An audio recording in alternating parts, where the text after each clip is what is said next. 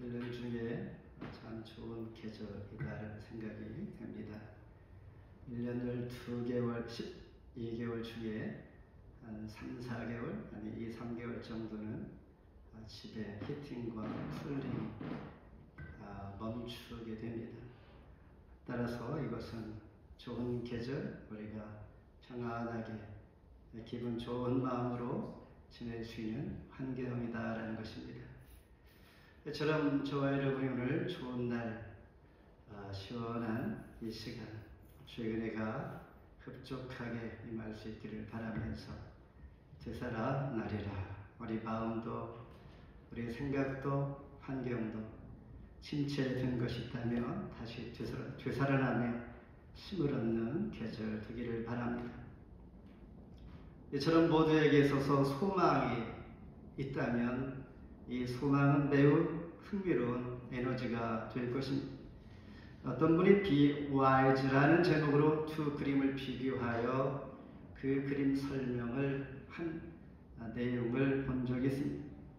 이는 다름 아닌 1,500불이 있는데 이것으로 셀폰을 살 수가 있습니다.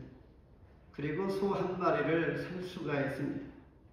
그런데 문제는 2년 후가 되면 셀폰은 옛날 모델이 되어서 그 가치가 현저하게 낮아질 것이며, 반면에 한 마리의 소는 또 다른 두 마리의 소, 즉 송아지를 낳게 됩니다. 여러분은 무엇을 선택할 것인가? 현명한 사람이 되라, 이런 메시지인데 모두는 희망을 가지고 살아갑니다. 그런데 어디에 우선순위를 가지고 살아가는가? 각자의 형편이 다르지요. 각자의 계획과 뜻이 다를 수도 있습니다. 저는 셀폰을 선택하게 됩니다. 왜일까? 이처럼 변화가 빠른 이 시대에, 그리고 각자가 변화에 맞추어서 급변하는 세상에 잘 적응하고 변화를 주도하든지 따라가든지 시대를 같이 읽으며 같이 가기를 원하기 때문입니다. 이처럼 파멸이 예고된 이스라엘 땅에 작은 물이 성전 문 지방에서 솟아 황폐한 이스라엘 땅을 소생시키게 되는 내용, 되살아나리라, 이 말씀 가운데 기대하면서 함께 은혜의 시간 되기를 바랍니다. 먼저 모든 생물이 산다라고 구절 말씀합니다. 우리가 읽은 것처럼 강물이 이르는 곳마다 번성하는 모든 생물이 살고 고기가 심이 많을 뿐만 아니라 물이 흘러 들어감으로 바닷물이 되살아나겠고, 이 강이 이르는 곳 모든 곳에 모든 것이 살 것이며, 우리가 잘 아는 에레미야 선지자는 눈물의 선지자입니다.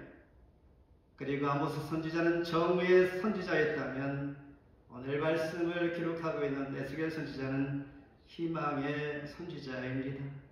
여러분, 소망이 필요합니까? 에스겔 선지자가 주시는 메시지를 통하여 힘을 얻기를 바랍니다. BC 597년에 바벨론의 침략으로 인하여 예루살렘은 약 10,000명 정도의 청년들이 포로로 잡혀갑니다. 그 중에 25살 정도 되는 청년이 있었는데 그가 바로 에스겔입니다. 그가 바벨론 땅에 가서 약 5년이 지난 후에 약 30세가 되었을 때 하나님의 부름을 받습니다. 선지자로 부름을 받는 것입니다. 어느 날 주의 사자가 그에게 나와 성전으로 인도해 갑니다. 에스겔 47장을 본문에 있는 첫 9절 1절에 이렇게 시작합니다. 그가 나를 데리고 성전 문에 이르리니 성전의 앞면이 동쪽을 향하였는데 문 지방 밑에서 물이 나와 동쪽으로 흐르다가 성전 오른쪽 제단 남쪽으로 흘러내리더라. 동쪽으로 갔다는 그 의미가 중요합니다. 동쪽 문은 평소에 열어놓지 않습니다. 왕이 들어오든가 하나님께서 입장하시는 문입니다. 동쪽으로 향했다는 것은 소망이 있다는 것입니다. 그는 성전에서 흐르는 강을 통해 포로 중에 있던 백성들에게 위로의 희망과 소망의 메시지를 선포하게 됩니다. 8절 말씀에서 동쪽으로 흘러 아라바, 즉 죽음물 사이의 바다로 이르는 곳이 바로 아라바입니다. 여기로 물이 내려가다가 그 바다가 되살아나고 지금 읽은 9절의 강물이 이르는 곳마다 모든 생물이, 바닷물이, 그리고 각처의 모든 것들이 살게 된다라고 말씀합니다. 성경을 보다 보면 창세기에서 시작되는데 창세기에서는 물 이야기를 하지요. 생명을 주는 4개의 강으로 시작이 됩니다. 창세기 2장 10절에 강이 에덴에서 흘러나와 동산을 적시고 거기서부터 갈라져 내 근원이 되었습니다. 그리고 성경의 마지막 요한계시록에서 또한 물 이야기를 합니다. 요한계시록 22장 1절에 또 그가 수정같이 맑은 생명수의 강을 내게 보이니 하나님과 및 어린 양의 보좌로부터 나왔다. 만국을 소성시키는, 만국을 살게 하는 생명수의 강으로 마치는 것이 바로 요한계시록 성경입니다. 이처럼 하나님은 사람을 흙으로 지으시고 에덴 동산에 두셨습니다. 그리고 4개 강을 통하여 에덴 동산을 적시고 강이 흐르는데 첫 번째 강이 비손강, 비손이라는 말은 소성한다라는 뜻입니다. 그러니까 비손강은 소성시키는 것이요, 그 다음에 기혼강인데 기혼강은 막히지 않고 콸콸 터져나오는 그런 의미를 가지고 있습니다.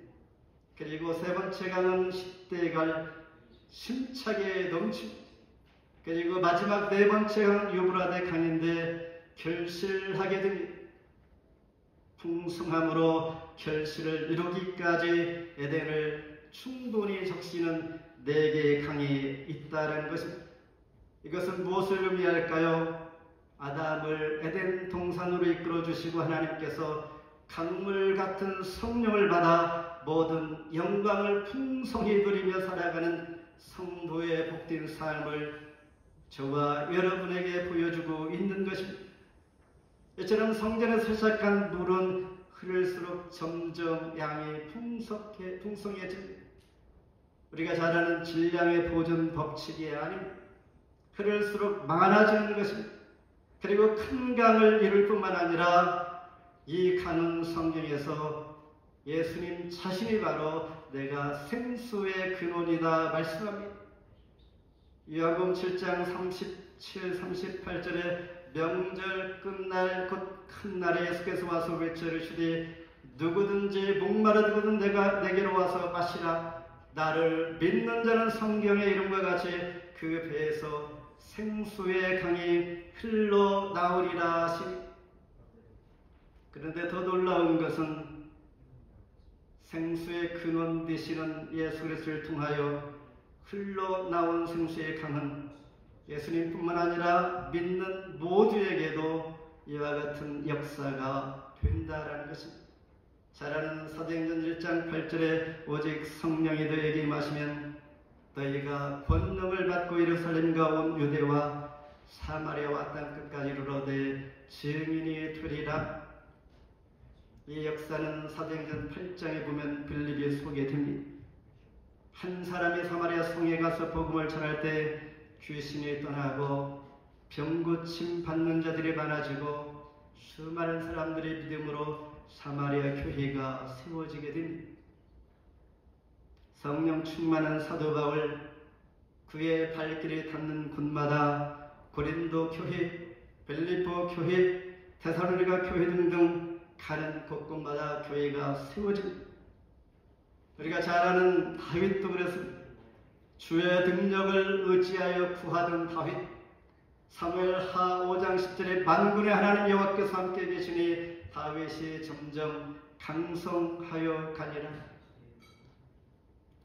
생텍쥐페리에 쓴 대표적인 자기 어린 왕자인데 여기서 불시착한 조종사가 외롭게 앉아있는 어린 왕자를 만나서 순수한 삶 그리고 진정한 우리의 가치가 무엇입니까? 라고 얘기를 하는 이때의 어린 왕자가 한 말 사막이 아름답습니다. 그 이유는 어딘가에 우물이 숨겨져 있기 때문입니다. 이 말은 우리가 보이는 것 속에 숨겨진 보이지 않는 것을 우리 마음으로 품고 바라보라 이런 의미입니다. 그렇습니다. 에스겔이 본 물의 근원은 성전이요 생수요 성령인데 곧 예수 그리스도를 상징합니다. 이처럼 생수의 강이신 예수님과 함께 하심으로 나 자신과 가난 심령들에게 살아나게 하는 은혜가 저와 여러분에게도 있다라는 것입니다. 요한복음 4장 14절에 내가 주는 물을 먹는 자는 영생하도록 솟아나는 샘물이 되리라. 두 번째 그 짐벌과 갯벌이 11절 같이 한번 읽습니다. 11절 시작. 그 짐벌과 갯벌은 되살아 못하고 소금 땅이 될 것이며. 저는 소나무 밑에 다른 풀이 자라지 못하는 깨끗한 모습들을 많이 보았고 여러분도 잘 알 것입니다. 그 비밀은 무엇일까? 소나무가 내뿜는 특별한 화학 성분이 있다고 합니다. 대표적인 것은 A-파이네와 3-케오네 같은 물질 이런 것들이 있기에 다른 식물들이 씨앗을 발화하지 못하고 죽게 된다는 것입니다. 왜냐하면 소나무는 다른 식물에 비해서 성장 속도가 매우 느립니다.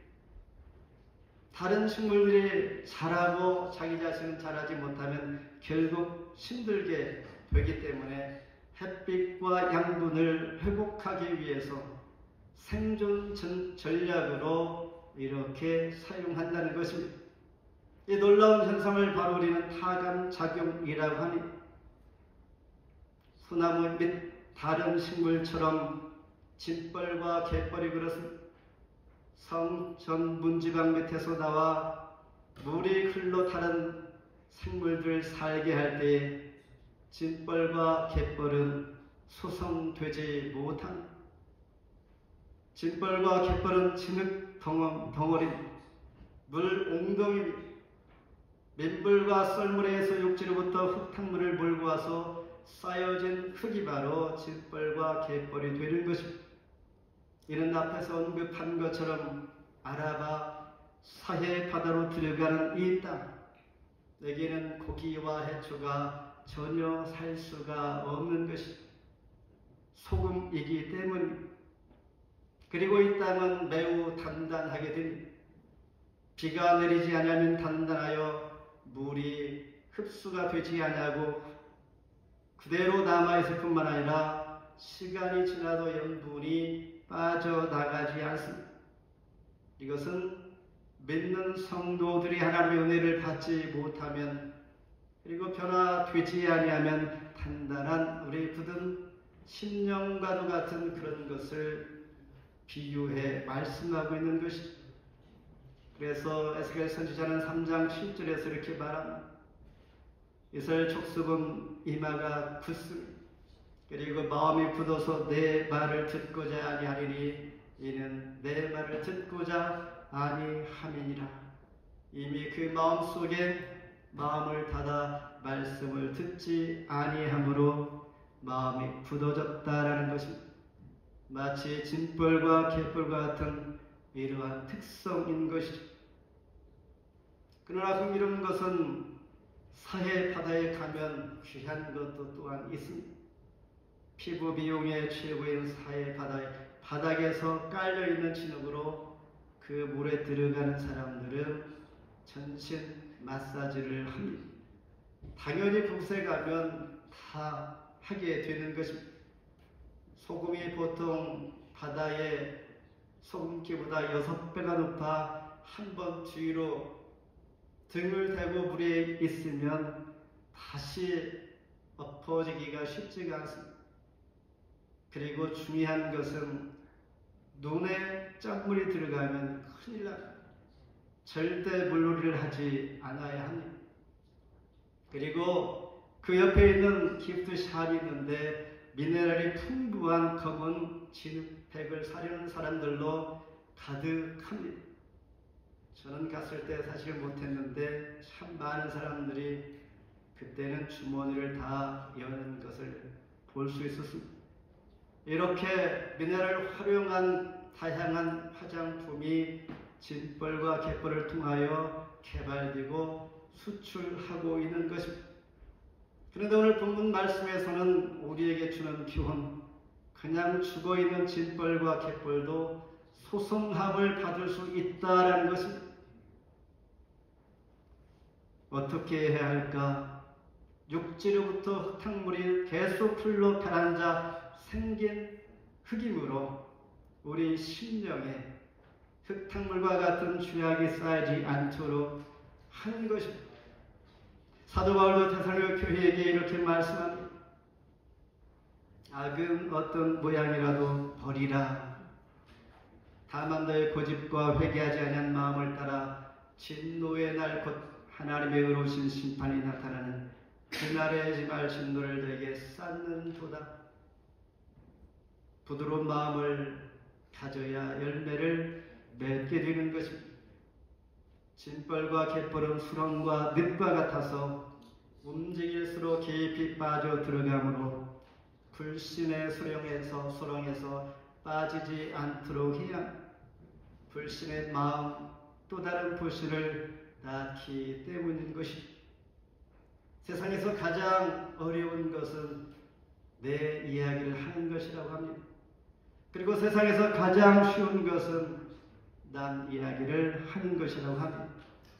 마치 남 얘기는 진벌과 갯벌 같아서 상대방을 늪에 빠지게 만들 뿐만 아니라 심하면 상대방을 죽게 만들기도 한 것입니다.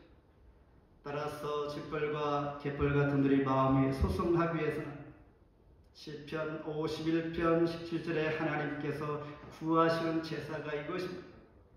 우리의 상한 심령이라 하나님이여 상하고 통회하는 마음을 주께서 멸시하지 아니하시리로다. 통회하는 마음이 있어야 합니다.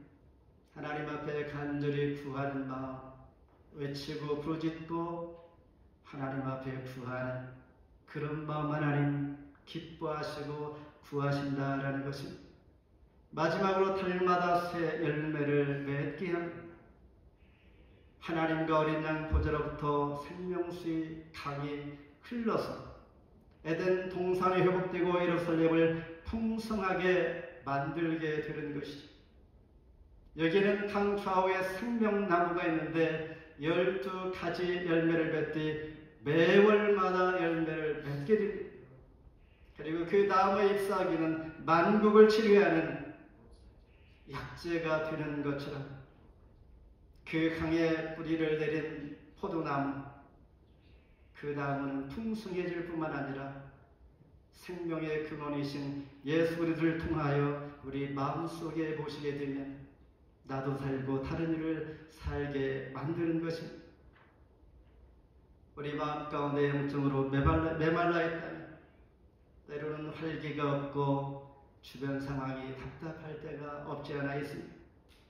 그렇다면 무엇인가 내 자신 안에 문제가 있지 않은지 다시 한번 돌아보면서 하나님께 구하며 부드러운 마음 그리고 단단한 마음이 변화되어서 하나님 은혜로 충만해질 뿐만 아니라 내 자신이 살고 이웃을 살릴 수 있는 그런 마음을 구할 때 하나님께서 후해 주실 줄 믿습니다.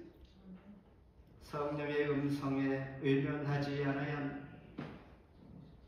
우리가 상황을 통하여 하나님 말씀을 붙들 수 있는 기회를 놓치지 않아야 합니다. 때로는 죄 때문에 불순종 때문에 헤어나오지 못할 때가 많이 있기 때문입니다. 그럼에도 불구하고 하나님을 의지하며 성령의 힘과 능력으로 살아낼 수 있는 믿음을 하나님 앞에 구하는 것입니다. 주님은 강하기 때문입니다. 그리고 우리 약함을 도우시기 때문입니다. 나의 삶의 현장에서 날마다 새 열매를 낼 수 있는 것은 우리가 빛과 소금의 역할로 세상 가운데 보여줘야 할 그런 의무도 있는 것입니다. 다른 이로서는 구원을 받을 수 없나니 천하 사람 중에 구원을 받을 만한 다른 이름을 저와 여러분에게 준 적이 없다라고 하신 것, 예수 그리스도 안에서 이런 은혜가 있을 줄 믿는 것이죠. 말씀을 맺습니다. 생명수 강이 아무리 넘쳐 흐를지라도 목마르지 않는 사람들은 마시지 않습니다. 하나님의 은혜의 말씀을 전하고 선포가 될지라도 우리 마음이 굳어 있으면 들어오지 아니하고 울리는 꽹과리와 같은 소리에 불과한 것입니다. 주님께서는 말씀하셨습니다. 이사야 44장 3절에 목마른 자에게 물을 주며 마른 땅에 시내가 흐르게 할 뿐만 아니라 나의 영을 내 자손에게 나의 복을 너의 후손에게 내가 부어줄 것이다. 따라서 은혜를 사모하며 의에 목마른 자들에게 또한 물을 생각하며 갈망하게 될 때에 하나님은 그런 자에게 생명의 물을 주시는 것입니다. 마른 땅에 신하게 흐르게 하시며 갈급한 심령이 소송되고 영적인 의의 열매가 맺을 수 있도록 믿음으로 하는 모든 일에 복을 주시는 하나님의 은혜가 포로된 이스라엘 백성들에게 소송케 하는 소망이 되시는 주님, 그리고 생수의 근원 되시는 주님께서 여기에 뿌리를 내린 모든 성도들에게 저와 여러분의 마음의 갯벌과 짐벌일지라도 부드러운 마음으로 변화시켜 주시고 다시 살게 하실 뿐만 아니라 매 달마다 열매를 맺으며 풍성함으로 기뻐하는 한 주간 되기를 주의 이름으로 축복합니다. 계시록 21장 6절 또 내게 말씀하시되 이루었도다. 나는 알파와 오메가의 처음과 마지막이라. 내가 생명수 샘물을 목마른 자에게 값없이 주리라.